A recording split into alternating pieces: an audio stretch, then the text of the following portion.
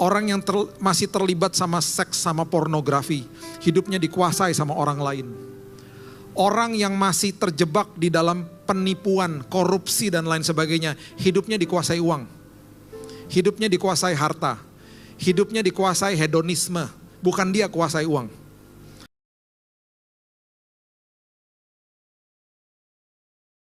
Terima kasih buat hari ini, kami percaya Roh Kudus yang ada di dalam kami siap mengajar kami. Kami seperti Maria duduk di kaki Tuhan, mendengarkan curahan isi hati Tuhan untuk jadi pedoman bagi langkah hidup kami. Kami butuh Tuhan, kami butuh firman-Mu. Kami sambut firman kebenaran di dalam nama Yesus kami berdoa.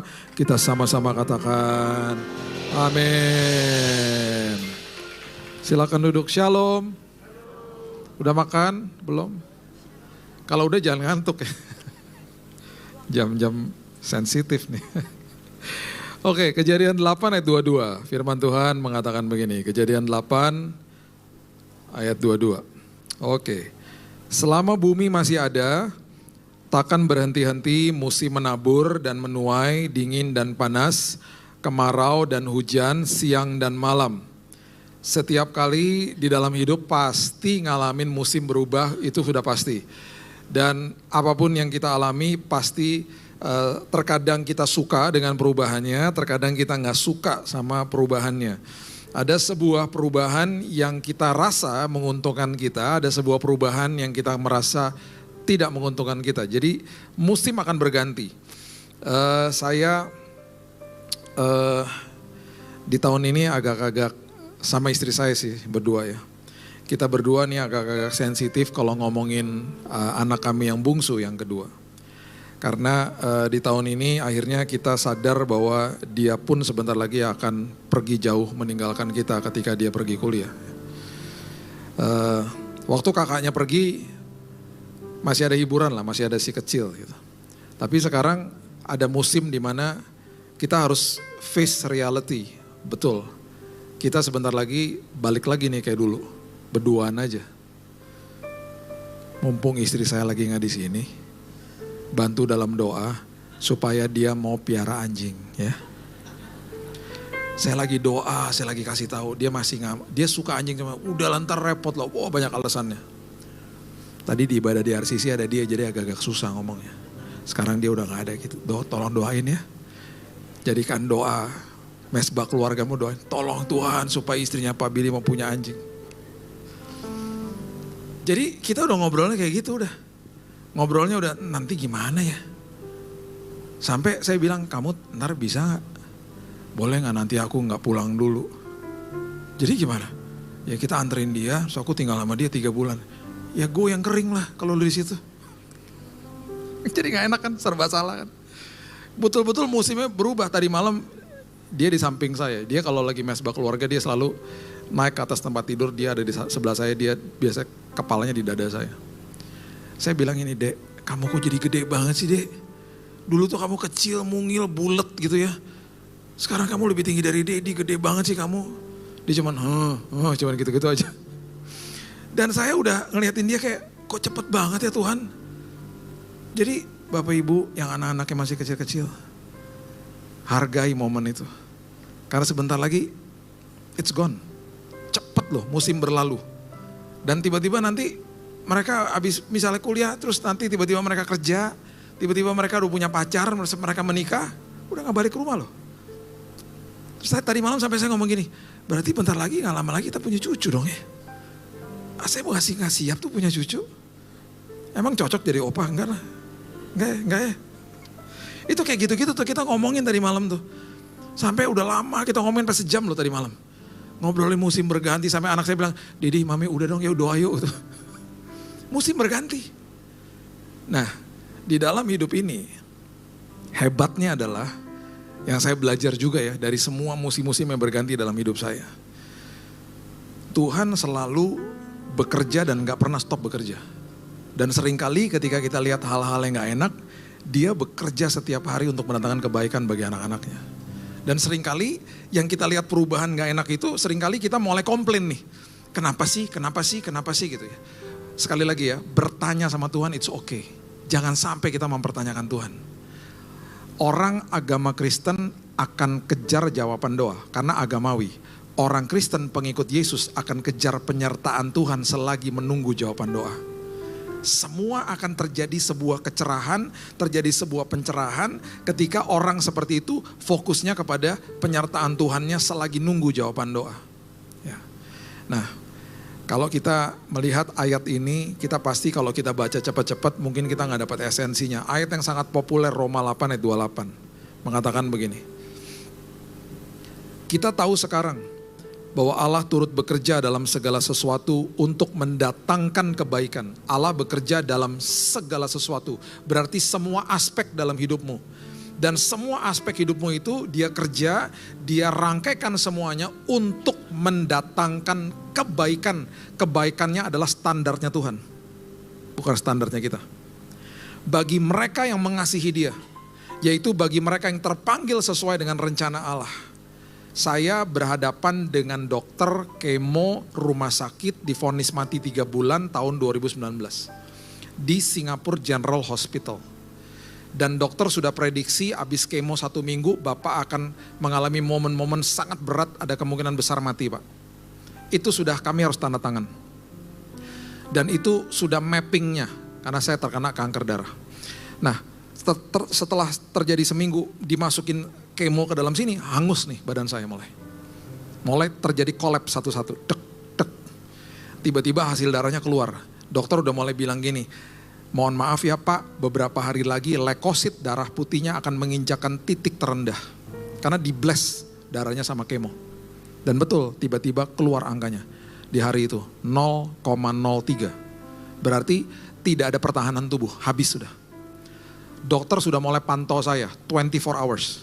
Karena anytime, kapan aja saya bisa kolaps badan saya. Yang dokter di sini pasti tahu, kalau udah ngalamin proses kayak begitu, bisa ada sepsis, ada infeksi di dalam sini. Karena virus, bakteri, apapun yang ada di dalam sini bisa merajalela udah. Bener. Tiba-tiba nih, antara hari Senin, Selasa, Rabu, Kamis, tiba-tiba 41 derajat.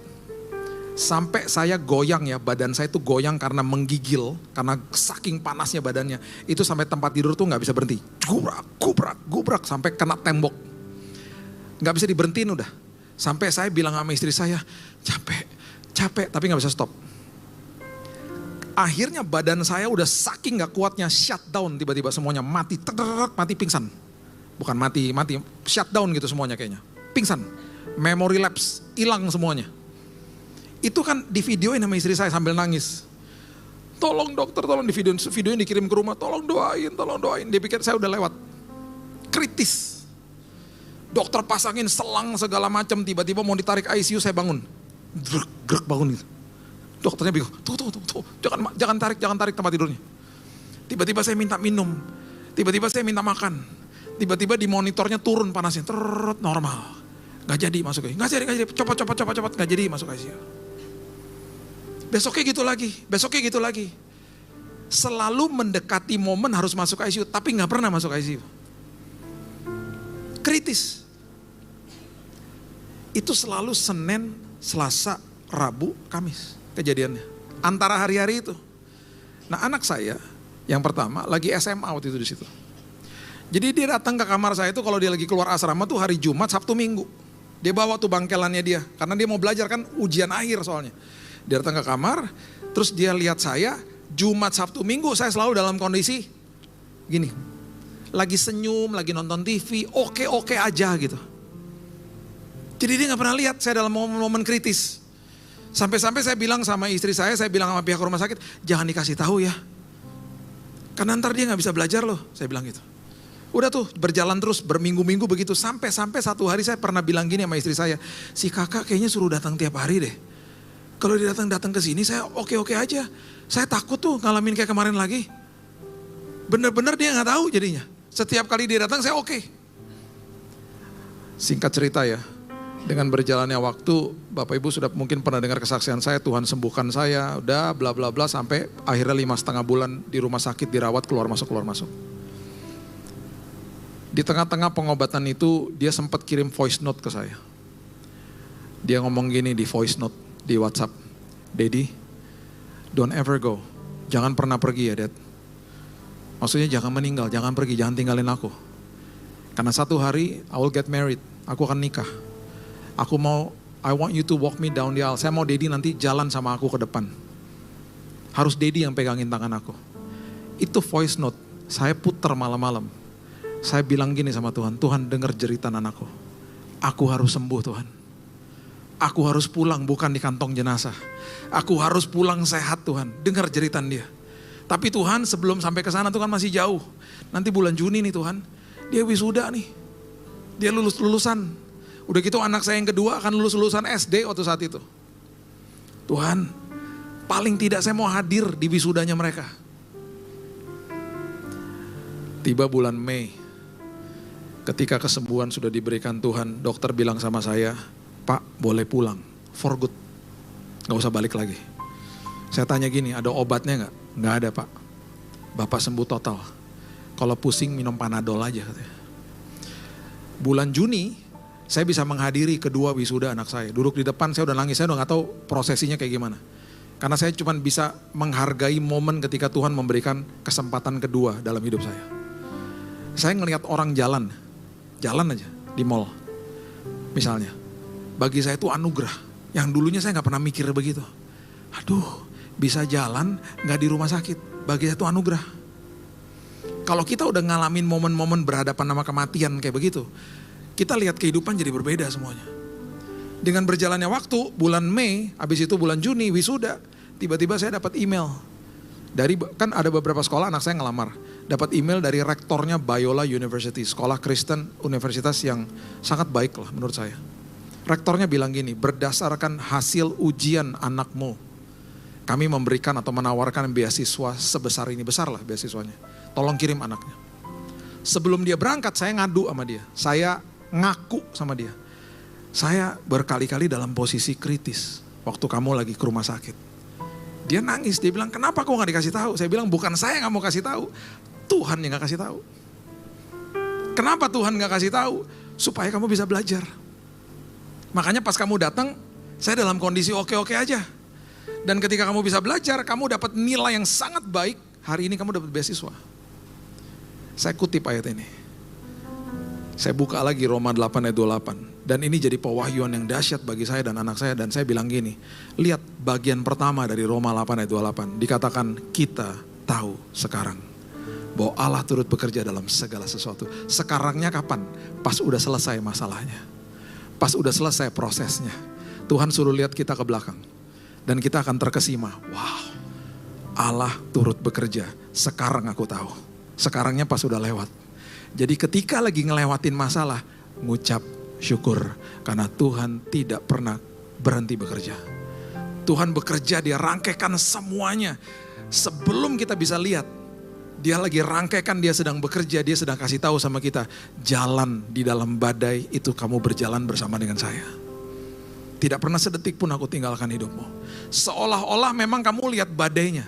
Tapi di sekeliling badai itu dan di dalam badai itu aku kerja. Dan aku lagi rangkaikan bahkan perkara yang kamu lihat busuk dan buruk di depanmu. Aku bisa gantikan menjadi sesuatu yang sangat indah buat hidupmu. Itu Tuhan. Jadi di dalam semua perubahan musim hidupmu, ingat, dia adalah pakarnya. Dia adalah Tuhan yang maha tahu, maha hadir dan maha kuasa. Yang nanti satu hari kita bisa deklarasi, aku tahu sekarang bahwa Allah turut bekerja dalam segala sesuatu.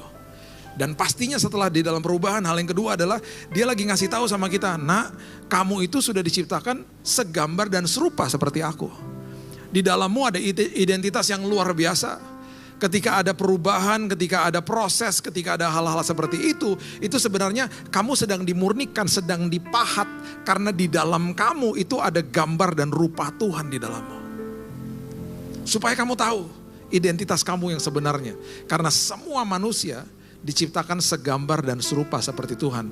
Itu didokumentasikan di Kejadian pasal yang pertama ayat yang ke-26. Itu identitas manusia pada awalnya. Roma 8 ayat 27 mengatakan begini.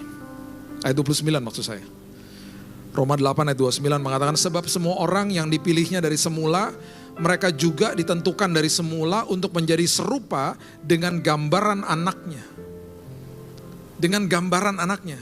sudah ditentukan sejak semula. Bahkan Kejadian 1 ayat 26 itu ada kata supaya di situ. Diciptakan segambar dan serupa supaya engkau bisa menguasai hidup, bisa menguasai bumi, bisa menguasai kehidupan. Karena ada kata supaya, itu artinya adalah therefore, itu alat, itu kata sambung. Dengan kata lain, kalau kamu tidak lakukan bagian yang pertama, kamu tidak akan bisa lakukan bagian yang kedua. Bagian yang pertama apa? Mengerti identitas di dalam Tuhan. Mengerti posisimu di dalam Tuhan seperti apa. Baru kamu bisa menguasai hidup. Contoh sederhana. Hari ini masih banyak didengungkan bahwa Tuhan murka, Tuhan marah dan lain sebagainya. Saya sedih dengerin khotbah-khotbah bulan lalu khususnya dikatakan bahwa Tuhan murka ketika ada kebakaran di Los Angeles. Tanpa disadari khotbah-khotbah seperti begitu, ya, akhirnya membuat jemaat jadi ketakutan berpikir bahwa Tuhan murka, Tuhan marah, Tuhan berseberangan sama saya, penghukuman, penghakiman, penuduhan, kutuk keturunan masih ada. Yang nyata-nyatanya ketika di kayu salib Yesus katakan selesai, teleo, tetelestai, itu selesai beneran. Dan ketika itu kita mengerti, akhirnya kita merasa apa? Waduh, nanti kalau gue buat salah, Tuhan akan hukum saya. Gak ada kayak gitu-gituan. Semua ayat di perjanjian baru kalau kita baca dengan teliti satu-satu. Gak ada hal seperti itu. Yang terjadi adalah kita gak ngerti posisi kita di hadapan Tuhan. Padahal waktu kita terima Yesus sebagai juru selamat, secara posisi kita dibenarkan. Secara posisi ya, bukan dosanya dibenarkan, manusianya dibenarkan. Di hadapan dia, diadopsi jadi anak Tuhan. Arti kata dikuduskan yang namanya positional sanctification, kita di-sanctify, kita dikuduskan secara posisi, itu artinya kita dipisahkan. Waktu manusia mati, dulu dikatakan mati gara-gara dia jatuh ke dalam dosa, kamu akan mati kalau kamu makan buah itu. Mati artinya dipisahkan juga dari hadirat Tuhan. Manusia tuh mati ada dua fase di awal. Dia dipisahkan dari hadirat Tuhan, habis itu manusia betul-betul roh dipisahkan dari jiwa, akhirnya tubuh dipisahkan dari rohnya, mati secara fisik. Jadi kata mati artinya dipisahkan, kata kudus artinya dipisahkan juga. Dulu manusia mengalami kematian, dipisahkan dari hadirat Tuhan masuk ke dalam dunia. Waktu kita terima Yesus sebagai juru selamat, kata kekudusan adalah dipisahkan juga dari dunia kembali kepada keluarga Allah. Itu posisi kita. Itu identitas kita. Apa yang orang katakan tentang kita, siapapun mengatai kita atau ngebully kita, siapapun, mungkin juga bisa orang tua kita loh. Siapapun, teman kita mungkin. Itu adalah opini mereka, bukan identitas kita. Identitas saya adalah segambar dan serupa, perjanjian baru mengatakan saya orang yang lebih daripada pemenang.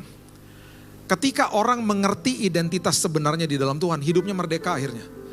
Orang seperti itu akhirnya sadar bahwa karena Yesus telah mati di kayu salib bagi saya taat karena saya sudah dilayakkan sama Tuhan, bukan untuk dilayakkan. Mengerti akhirnya perjalanan hidupnya. Orang seperti itu akhirnya mengerti apa? Bahwa hidup saya menguasai apa yang saya kelola. Orang yang tidak ngerti identitas, hal yang sebaliknya terjadi, hidup menguasai dia. Orang yang masih nyari 3 bungkus, 4 bungkus rokok satu hari, hidupnya dikuasai sama tembakau. Orang yang masih keranjingan minum minuman keras, bahan dasarnya buah, dikuasai hidupnya sama buah-buahan. Ironis toh. Orang yang masih terlibat sama seks, sama pornografi, hidupnya dikuasai sama orang lain. Orang yang masih terjebak di dalam penipuan, korupsi dan lain sebagainya, hidupnya dikuasai uang. Hidupnya dikuasai harta. Hidupnya dikuasai hedonisme, bukan dia kuasai uang. Uang kalau bisa bicara sama kita, dia akan ngomong gini, lebih baik kamu jadi bosnya, jangan saya jadi bosnya. Bahaya. Akhirnya itu yang terjadi. Hidup menguasai orang. Karena gak paham identitas di dalam Tuhan. Orang yang ngerti identitas dalam Tuhan merdeka. Seorang kriminal loh, namanya Brian Nichols, pemerkosa, masuk ke dalam sebuah persidangan. Mau masuk ke dalam sebuah persidangan, dikawal sama polwan di Atlanta, Georgia, Amerika. Karena polwannya juga mungkin ceroboh, si pemerkosa ini, si kriminal ini bisa ngambil pistolnya, dipukul kepalanya sampai pingsan. Dia masuk ke ruang sidang, dibunuh hakimnya. Sama kalau nggak salah paniteranya dibunuh sama dia. Dia melarikan diri, dikejar sama polisi. Terjadilah police chase, terjadilah pengejaran di kota Atlanta. Dan dia mungkin kehabisan akal, dia mau mengelabui polisi, mungkin dia mau tukar mobil di sebuah rumah. Akhirnya dia terpojok di situ, dia nggak sempat melarikan diri lagi, dia masuk ke dalam rumahnya. Dan ternyata rumah itu adalah rumah seorang ibu namanya Ashley Smith. Seorang yang cinta Tuhan. Seorang yang lahir baru. Ibu Ashley Smith disandra 7 jam sama Brian Nichols. Dan dia katakan kepada pihak polisi, kalau kamu berusaha masuk, saya bunuh ibu ini. Tiba-tiba satu kali ibu ini mengeluarkan buku Purpose Driven Life. Karangan Rick Warren. Dia berikan kepada Brian Nichols. Kamu baca aja deh. Daripada kamu diem-dieman di sini sama saya, nodongin pistol, kamu baca aja buku ini. Dia mulai baca. Bab 1, bab 2, bab 3. Dia mulai sadar kenapa dia diciptakan. Kenapa manusia itu segambar dan serupa seperti Tuhan. Bapak Ibu, Brian Nichols bertobat. Dia terima Yesus sebagai juru selamat di rumah itu. Dan waktu dia ditangkap sama polisi, dia bilang begini, walaupun saya akan dipenjara seumur hidup, tetapi paling tidak, jiwa dan roh saya tidak bisa dipenjara. Saya sudah menjadi anak Tuhan. Betul telat memang secara manusia, tapi tidak telat di mata Tuhan. Ketika dia mengerti identitasnya, seorang kriminal seperti itu menyerahkan dirinya untuk Tuhan. Orang yang mengerti siapa dirinya di hadapan Tuhan, merdeka dia. Dan setiap kali ada perubahan, Tuhan selalu katakan begini.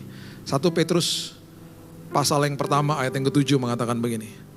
Maksud semuanya itu, maksud perubahan, maksud proses, ialah untuk membuktikan kemurnian imanmu yang jauh lebih tinggi nilainya daripada emas yang fana. Diuji kemurniannya dengan api, sehingga kamu memperoleh puji-pujian, kemuliaan, kehormatan pada hari Yesus Kristus menyatakan dirinya. Setiap kali ada perubahan, setiap kali ada musim berganti, Tuhan lagi kasih tahu sama kita, nak, aku biarkan ini terjadi ya nak. Aku biarkan badai ini terjadi ya nak. Aku ada di situ loh nak. Aku bersama-sama kamu, aku gak pernah tinggalin kamu. Supaya imanmu tambah teguh, supaya karaktermu makin tahan uji ya nak. Ganti paradigmamu. Coba lihat dari sisi yang berbeda. Satu hari saya ada di sebuah ketinggian 37-38 ribu kaki di atas permukaan air laut. Di sebuah pesawat 777, Boeing 777.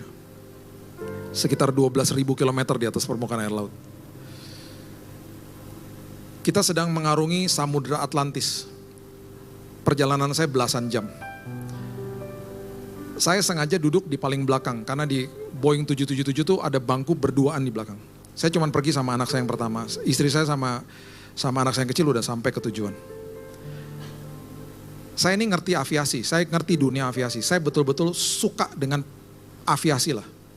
Saya belajar terbangin pesawat, saya sampai ke pabriknya Boeing, saya punya 400 pesawat, mainan jangan kaget. Saya suka lah. Dan hobi saya bukan hobi biasa, saya suka banget. Dan saya kalau masuk ke airport, saya melihat sesuatunya berbeda. Saya bisa tahu pesawat saya umurnya berapa, semuanya ada di aplikasi, semuanya saya bisa lihat. Saya lihat sesuatu yang berbeda. Saya tahu pesawat saya akan delay atau tidak, hanya menanyakan sesuatu yang sangat sederhana sama orang di gate. Biasa kan suka kamu dikasih tahu. Saya kalau ke gate nanya gini, pesawat saya dari mana? Yang paling sederhana sih gini, pesawat saya udah ada. Biasanya saya nggak delay kalau gitu, kecuali kesalahan teknis ya. Kalau belum ada pesawatnya, pesawat saya datang dari mana mbak? Disebut dari sini, saya buka flight radar. Itu real time semuanya.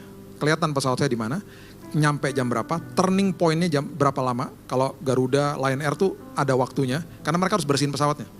Saya biasa samperin lagi mbaknya, mbak, pesawat saya delay 15 menit ya. Bapak kok tahu sih pak? Iyalah, dalam hati saya kan lihat pakai mata rohani. Mau tahu pesawat umurnya berapa? Gampang, masuk ke Garbarata, lihat bagian belakang, itu ada nomor polisinya. Pesawat ada nomor polisi, sama seperti mobil kita.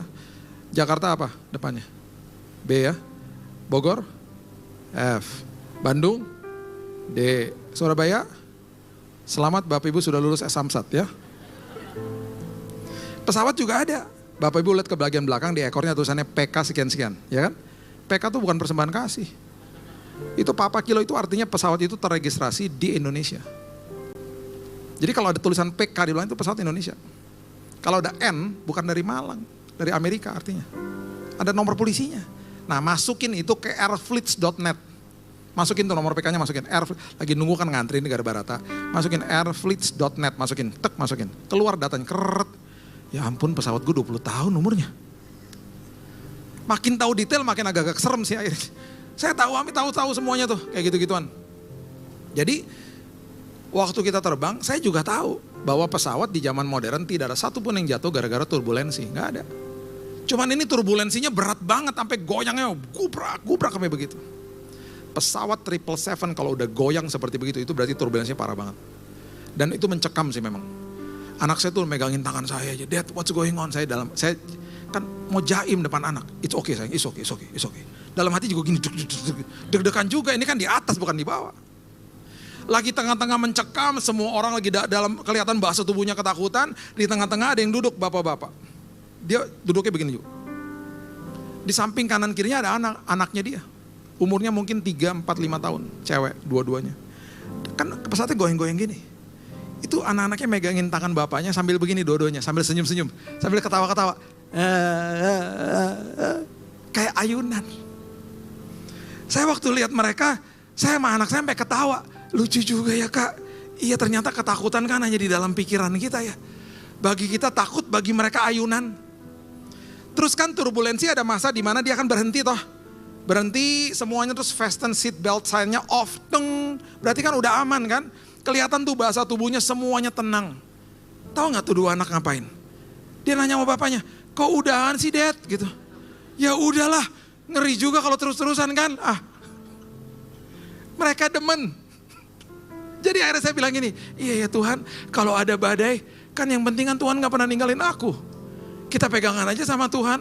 Kalau memang terombang-ambing sama gelombang, tenang aja pasti sampai ke ujung dengan selamat. Amin. Karena itu Tuhan kita, makanya apa? Supaya kamu tahan uji, supaya kamu iman kamu tambah kokoh. Makanya aku biarkan badai. Yang keempat, Kisah Rasul pasalnya yang ke-27 ayat 38 mengatakan begini. Setiap kali ada perubahan, Tuhan lagi ngasih tahu sama kita dan ngajarin sama kita ada sebuah prioritas yang mungkin kita udah tinggalin dan kita gak lakukan. Atau prioritas kita salah. Jadi makanya ada perubahan. Saya waktu pegangin selang kemo ya, saya banyak banget dapat suara Roh Kudus, saya tulisin satu-satu. Tuhan bilang ini, Bill, yang ini, habis selesai dari rumah sakit, udah ya, jangan dilakuin lagi. Oke. Yang ini, kenapa kamu gak lakuin lagi? Oh iya lupa, ya udah lakuin lagi. Oke, tulis satu-satu. Ini gak penting, ini penting gitu loh. Kalau angkanya 8 tujuan hidupnya, 6 tambah 2, 4 kali 2 kan 8. Kita udah terbiasa multiplikasi sama penambahan di dalam khotbah-khotbah. Betul, Tuhan akan tambah-tambahin. Tapi apakah kita pernah berpikir 10 kurang 2 juga 8? Saya merasa kehilangan kesempatan, saya merasa kehilangan waktu di rumah sakit. Tetapi justru itu waktu istirahat saya bersama dengan Tuhan. Waktu di mana akhirnya Tuhan banyak bicara di situ. Untuk bawa kepada tujuannya Tuhan. Yang tadinya saya bilang itu prioritas, ternyata salah. Makanya waktu Paulus pergi ke Roma, naik kapal barang yang isinya gandum, prioritas daripada kapal itu ya gandumnya lah. Harus dibawa sampai ke tujuan, di unloading, dan mereka terima uang. Jadi apa prioritasnya? Gandum. Ketika ada badai, prioritasnya shifted, berganti. Makanya Kisah Rasul 27 ayat 38 mengatakan, setelah makan kenyang, mereka membuang muatan gandum ke laut untuk meringankan kapal itu. Gandumnya udah gak jadi prioritas, nyawa mereka prioritas. Makanya di dalam badai kehidupan, Tuhan lagi ngajarin kok prioritas kita. Seringkali ada prioritas yang kita tinggalin. Dan kita berpikir bahwa saya udah lakukan yang terbaik dan lain sebagainya. Tuhan bilang enggak, jangan bukan yang ini. Yang ini aja. Berubah tiba-tiba. Dan bahkan sebuah perubahan bisa terjadi yang sangat cepat. Dan kita diminta sama Tuhan untuk mengambil keputusan. Selalu kalau ada sebuah tekanan ketika kita harus mengambil keputusan yang tepat, selalu berseru kepada Tuhan. Tuhan tolong supaya keputusan saya dipimpin Roh Kudus, bukan daging saya. Banyak orang mengejar kehormatan. Mereka mencari jalannya sendiri. Akhirnya mereka tidak dihormati. Berapa tahun yang lalu ada orang berkelahi di pintu tol. Rebut-rebutan masuk pintu tol. Turun dari mobil berkelahi, satu mati. Perubahan terjadi dalam waktu yang cepat. Dia mengambil keputusan berdasarkan emosi. Dia mengejar kehormatan, merasa tidak dihormati. Akhirnya apa? Masuk penjara. Makanya Alkitab bilang apa? Kerendahan hati mendahului kehormatan. Kerendahan hati mendahului kehormatan. Selalu minta pimpinan Tuhan, jangan gegabah dalam hidup ini. Perubahan bisa terjadi cepat loh. Temannya teman saya punya mobil hitam metalik baru dibeli. Latahlah setiap hari dicuci mobilnya. Satu hari dia pulang kehujanan, dia dia kecapean, dia tidur. Mungkin sorenya kali mau dicuci ya. Anaknya yang masih kecil punya rasa inisiatif pengen mencuci mobil bapaknya. Jadi dia mulai ambil ember, dia isi sama air sabun, kemudian dia mau gosok mobilnya nih. Cuman lap gosokannya tuh dia cari-cari gak ketemu. Mungkin ada di dalam mobil kali. Akhirnya dia mungkin berpikir begini, si mama kalau misalnya di dapur gosok dandang pakai serabut kawat bersih kan. Jadi dia ambil tuh serabut kawat. Dia celupin ke air sabun, dia gosok tuh mobil hitam metalik. Ngik, ngik, ngik. Dia siram sama air habis selesai. Dia teriak dong, karena apa? Karena dari depan sampai belakang baret semua. Dia menjerit dan papanya bangun, papanya menjerit bareng-bareng. Papanya hampir pukul dia. Tiba-tiba ada suara dalam hatinya, kalau kamu pukul dia, kamu akan membutuhkan waktu yang sangat lama untuk memulihkan hatinya. Jangan lihat perbuatannya, lihat hatinya. Dia lakukan semuanya untuk kamu loh. Caranya salah aja. Papanya berlutut, papanya peluk anaknya, papanya nangis. Anaknya juga nangis. Anaknya nangis karena menyesal, papanya nangis karena mobilnya baret. Tapi paling tidak dia ngerti lah. Di saat yang sangat genting itu dia ngerti. Anaknya adalah prioritas, bukan mobilnya. Perubahan bisa terjadi kapan aja. Tuhan lagi ngajarin kita kok prioritas. Pada akhirnya saya akan berikan sebuah perikop, 2 perikop ini sebagai penutup. Buka sama-sama saya Markus pasal yang keempat, ayat 35. Sampai ayat 41 saya bacakan ya. Pada hari itu, waktu hari sudah petang, Yesus berkata kepada mereka, marilah kita bertolak ke seberang. Yesus ngajak murid-muridnya bertolak ke seberang ya. Kalau saya tanya sama Bapak Ibu, yang ngomong bertolak ke seberang siapa? Yesus kan? Artinya adalah mereka pasti sampai ke seberang dengan selamat. Karena yang keluar dari mulutnya firman. Kalau saya ngomong, Bapak Ibu yuk saya antar ke seberang, saya gak bisa kasih jaminan. Kalau Yesus yang ngomong, dia ngomong dengan jaminan. Sekarang pertanyaan saya, apakah dia tahu akan ada badai? Jelas dia tahu. Apakah dia tahu dia akan tidur di buritan di kapal? Jelas dia tahu. Karena dia capek secara manusia. Makanya dia berfirman, marilah kita bertolak ke seberang. Mereka meninggalkan orang banyak, bertolak membawa Yesus beserta dengan mereka dalam perahu, di mana Yesus telah duduk dan perahu-perahu lain juga menyertai dia. Lalu mengamuklah taufan yang sangat dahsyat, ombak menyembur masuk ke dalam perahu, sehingga perahu mulai penuh dengan air. Pada waktu itu Yesus sedang tidur di buritan di sebuah tilam. Harusnya jangan dibangunin. Yesus ada di dalam perahu hidupmu. Udah pasti sampai ke seberang dengan selamat lah. Dibangunin sama mereka dengan teriakan begini. Mereka bilang, guru engkau tidak peduli kalau kita binasa. Mereka minta sama Yesus untuk memberhentikan badainya. Mereka yang minta loh. Istilahnya kami nggak mau diproses, kami mau keluar dari prosesnya. Dengan belas kasihan Yesus bangun, dia menghardik angin itu, diam tenanglah, angin reda, anginnya reda. Danau menjadi teduh sekali. Kalau saya bisa tambahkan hasil permintaan murid-muridnya. Perhatikan kalimat ayat 40. Lalu Yesus berkata kepada mereka, makasih ya udah bangunin saya, hampir kita mati bareng. Begitu gak ayatnya? Dia bilang apa? Mengapa kamu begitu takut? Dan kalimat yang kedua nempeleng banget. Kenapa kamu gak percaya? Kan saya udah ngomong di awal. Marilah kita bertolak ke seberang, yang artinya apa? Kita pasti sampai ke seberang dengan selamat. Walaupun ada badai. Yang terjadi adalah ketika badai di stop, ketika badai tidak sampai kepada penyelesaiannya, yang terjadi adalah di ayat terakhir. Mereka menjadi sangat takut, udah takut makin takut, dan mereka katakan begini, siapa gerangan orang ini sehingga angin dan danau pun taat kepadanya. Mereka tetap gak paham isi hati Tuhan. Karena badainya diminta di stop di tengah-tengah. Oke, yang terakhir sekarang coba lihat. Matius pasal yang ke-14. Hal yang sama terjadi. Badai juga. Perhatikan apa yang terjadi di sini. Matius 14 ayat 22. Yesus memerintahkan murid-muridnya naik ke perahu, mendahului ke seberang, sementara itu ia menyuruh orang banyak pulang. Dahului saya aja, kamu pergi ke sana. Orang banyak disuruhnya pulang, Yesus naik ke atas bukit untuk berdoa, seorang diri. Ketika hari sudah mulai malam, ia sendirian di situ. Perahu murid-muridnya sudah beberapa mil jauhnya dari pantai, diombang-ambingkan gelombang karena angin sakal. Kira-kira jam 3 malam datanglah Yesus kepada mereka berjalan di atas air. Ini dari dia suruh sampai dia jalan, kalau kita lihat kronologisnya dalam bahasa asli itu 6 jam totalnya. 6 jam berarti mereka ada di dalam badai. Ketika murid-muridnya melihat dia berjalan di atas air, mereka terkejut dan berseru, itu hantu. Lalu berteriak-teriak karena takut. Yesus bilang begini, tenang, aku ini, jangan takut. Oke? Lalu Petrus bilang begini, Tuhan, apabila engkau itu, suruhlah aku datang kepadamu berjalan di atas air. Yesus bilang apa? Datang. Petrus turun dari perahu. Petrus berjalan di atas air. Mujizat terjadi di atas air. Mujizat terjadi selagi ada badai. Badainya gak minta di stop loh sama murid-muridnya. Mujizat terjadi. Tetapi ketika dirasanya tiupan angin ayat 30, takutlah Petrus mulai tenggelam berteriak, Tuhan tolong aku. Masih badai ternyata kan. Segera Yesus mengeluarkan tangannya, memegang dia, hai orang kurang percaya, mengapa engkau bimbang. Perhatikan ayat 32. Lalu mereka naik ke perahu. Dan angin pun redalah. Yang memberhentikan badai di kisah ini adalah Yesus, bukan permintaan murid-muridnya. Yang memberhentikan badainya Yesus sesuai sama waktunya dia. Perhatikan ayat terakhir. Ayat 33. Orang-orang yang ada di perahu menyembah dia. Katanya, sesungguhnya engkau anak Allah. Orang yang membiarkan badainya diselesaikan sama Tuhan.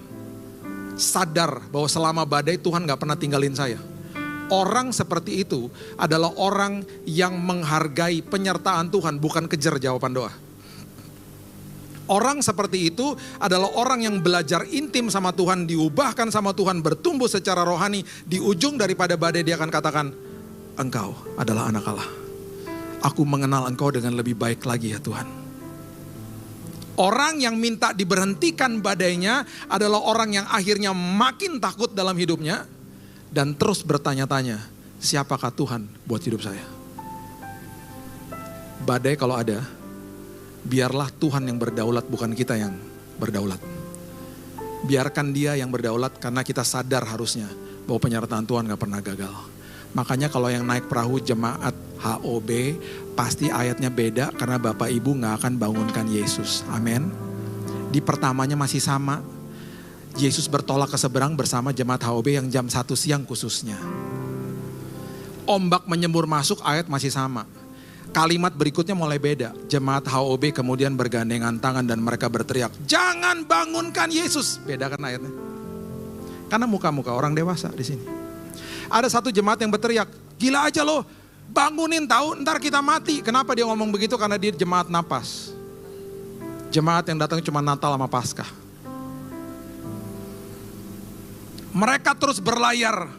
Dan akhirnya ketika mereka sampai di ujung dengan selamat. Walaupun ombak menyembur masuk. Di situ Yesus baru bangun. Dan dia katakan, wahai jemaat HOB, besar imanmu, dahsyat engkau.